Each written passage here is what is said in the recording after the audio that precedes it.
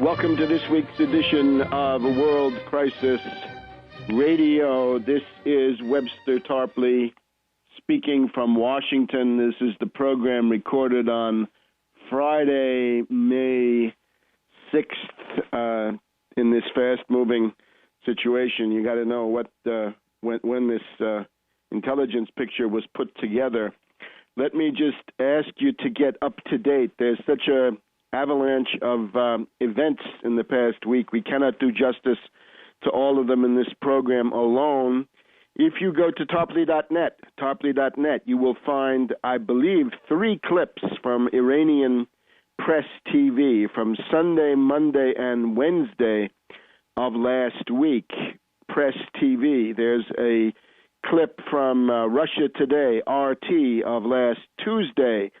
There are extensive excerpts from an appearance I made on Tuesday also on the Alex Jones radio show, and there is a 1-hour program in the nature of a strategic overview trying to cover all the bases with the Jeff Rentz radio program. All of that displayed on Tarpley.net. Since we're in this kind of a situation, let me also warn you, there are some websites up there that have my name, sometimes my picture, image and likeness, as they say, that have nothing to do with me. There are in particular a couple of sites on Facebook. You can tell them because they seem to be interested in buying and selling gold and silver, which it's a fine thing, but this is not what I do. I have nothing to do with these sites, and I'm amazed that they're able to put them up. There's also a Twitter feed, Webster Tarpley, with no G. That's not me. And they've managed to get a picture, which I guess I have not. I am Webster G. Tarpley, all one word. That other one, Webster Tarpley, I don't know what the motives are there, but it's not me.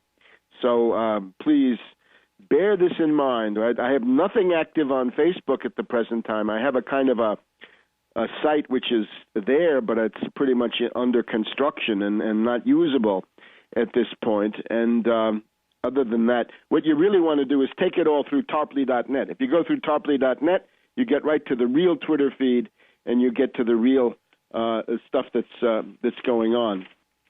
Now, we are now in a period of extremely elevated risk of false flag terror operations, primarily targeting Pakistan, secondarily targeting Libya, but really any target is now possible. And by target, I mean the country to which these, or country or group to which these actions are going to be attributed. They will be false flagged. They will be manufactured by usually the U.S. and British intelligence community, but then they will be designed with the moles and so forth, and patsies, above all, to try to target certain groups. I would say at this point, if you have not read 9/11 Synthetic Terror Made in USA, you've got to read the full methodological discussion in there, and you've got to do that fast. You better do that this weekend if there's any way you can get your hand on that book. If you have not thoroughly read and studied 9/11 Synthetic Terror Made in USA, you do not know the method that is being used by these intelligence agencies. And you're therefore very vulnerable to being duped or disoriented or demoralized by the things that are likely to be happening over the coming weeks, especially the theory of the moles, the patsies, and the technicians. I think that's the most developed theory of state-sponsored false flag terrorism that you can find anywhere.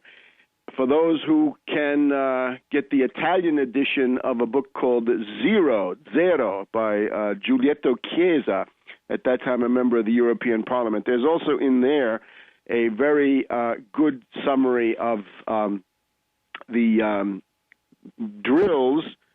It includes, I think, we have basically 25-plus drills on the morning of September 11th, 2001.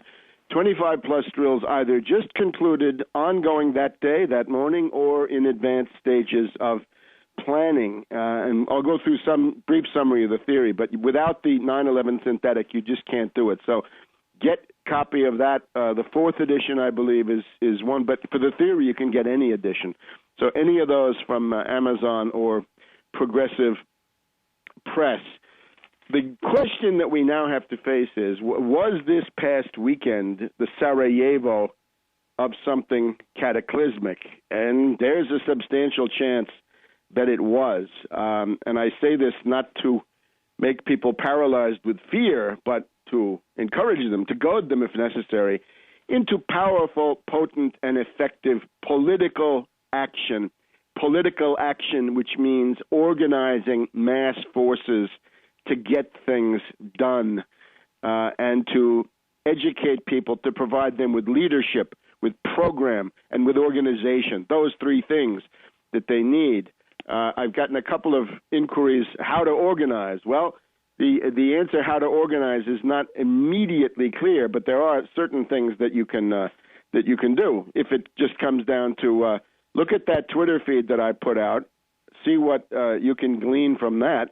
You can retweet those things, or you can comment on them. You can summarize them in other terms. You can react to them. Anything that stirs the pot in terms of showing on Twitter and in the face of world public opinion that there is an opposition to these horrendous events. I stress this idea of showing that there's an opposition because in the past week we have had some shocking cases of the so-called left liberals turning into raving, bloodthirsty warmongers for Obama. The people who were against the Iraq war, it turns out in so many cases, had no objection to war. They just hated Bush and Cheney, and they are imperialists. And this was the whole Iraq debate was to a large degree a debate between two imperialist factions. I guess the bombers and the stranglers were the ones that we had at one point in the past. But those two approaches about how to run imperialism. Well, I am not in the business of advising imperialism. This is not the left wing of imperialism or the loyal critical opposition. We're not. This is anti-imperialism, and therefore take a look at these things that I've written, and above all the media events of the last week.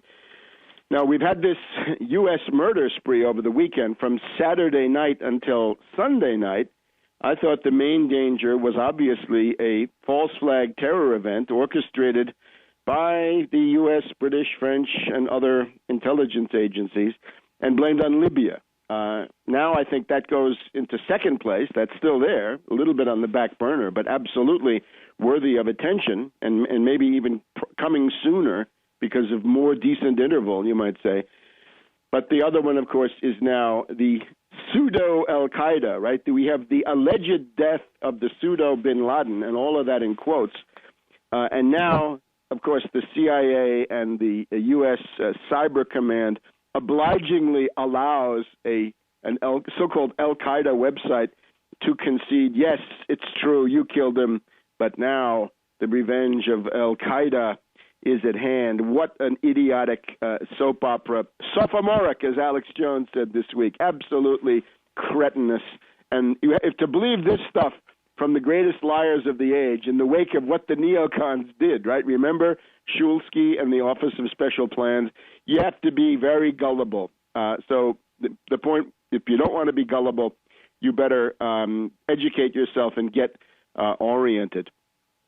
So the murder spree, I once read an account of the Office of the Joint Chiefs of Staff. Actually, it was an eyewitness report from a guy who had been there. And he said that they have this board, the U.S. Joint Chiefs of Staff in the Pentagon, they have a board up there which shows a number of objective indications about how hot and how dangerous the world situation is. And one of the boxes is, has there been an assassination of a chief of state in the last week? Has there been an attempted assassination of a chief of state in the last week? Has there been an assassination of some other high-level public figure? And if those answers are yes, it means that the alert status, at least in the intelligence department, goes up. So that's where we are now. Was it Sarajevo? Was it? Well, time will tell. But in the meantime, let's organize, right? Get active or get radioactive. Back in a minute.